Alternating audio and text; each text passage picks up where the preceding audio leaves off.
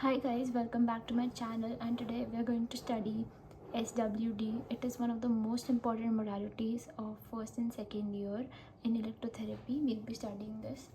So सबसे पहले SWD क्या होता है? It's like a high frequency current modality. High frequency current मतलब जिसमें 10,000 हर्ट्ज से ज़्यादा हमें फ्रीक्वेंसी रहती है और सिंस इसकी वेवलेंथ ज़्यादा होती है तो ये किसी भी नर्व को स्टिमुलेट नहीं करती है। For short wave diathermy, short wave जो रहती है वो एक इलेक्ट्रोमैग्नेटिक स्पेक्ट्रम पे एक पार्ट होता है उसका।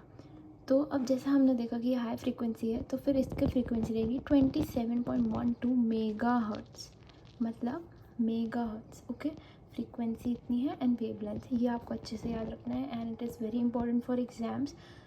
सो लेट्स कंटिन्यू कि आगे इसको हम लोग पढ़ेंगे कैसे। Before studying the working and production of SWD, I want you to revise what is a step up and step down transformer and what is induction. So first of all, step down क्या होता है? जब हमारे पास जो primary coil होती है उसके अंदर ज़्यादा टर्न्स होते हैं एंड सेकेंडरी कॉइल में कम टर्न्स होते हैं, that is step down. And step up में इधर कम होते हैं, प्राइमरी में कम रहते हैं, सेकेंडरी में ज़्यादा रहते हैं। तो इसमें क्या होता है? इंडक्शन होता है। तो फर्स्टली हमारे पास 220 वोल्ट्स है, तो ये अगर स्टेप डाउन है ना तो ये इंडक्शन होएगा और वो 20 वोल्ट में कन्वर्ट होगा। पर वहीं अगर स्टेप अप है तो वो 4000 वोल्ट पे कन्वर्ट हो जाएगा। ये बहुत बेसिक सी चीज़ है जो हम लोग हमारी बुक्स में देख सकते हैं। I usually refer to Nanda and it is one of the best books that I have come across. मतलब मुझे बहुत पसंद है नंदा में जितना लिखा रहता है and everything is explained and detailed very well, तो आप उससे पढ़ सकते हैं।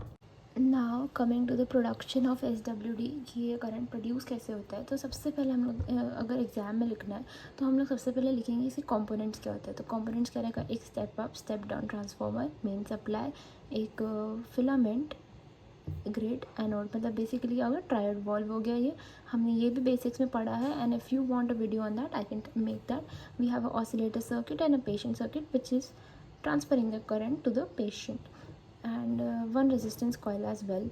So we will keep these components in mind and we will make this diagram, and usually exam में आता ही है SWD, तो please revise these. So now हम लोग इसका प्रोडक्शन अब अच्छे से समझते हैं होता क्या है। तो जब हम लोग मेन सप्लाई से 220 वोल्ट देते हैं तो फिर स्टेप डाउन से ये इंड्यूस होकर 20 वोल्ट में स्टेप डाउन हो जाता है, मतलब कम हो जाता है उसका करंट। तो यहाँ से क्या होता है? ये कैथोड है, यहाँ पे एनोड है, तो ये कैथोड से सारे इलेक्ट्रॉन्स एनोड की तरफ जाते हैं और फिर वहाँ पे एनोड की वजह से यहाँ M2N यहाँ पे एक करंट जनरेट हो जाता है एंड इस M2N की वजह से X2Y में भी एक करंट जनरेट इंड्यूस हो जाएगा बेसिकली। तो अब मेरे को एक बात बताइए कि अगर X2Y हमारा करंट बन रहा है तो फिर हमारा जो इलेक्ट्रॉन्स का डायरेक्शन होता है वो क्या रहेगा? Obviously opposite of the current flow. तो अगर X2Y हमारा करंट फ्लो है तो हमारा इलेक्ट्रॉन फ्लो रहेगा Y2X।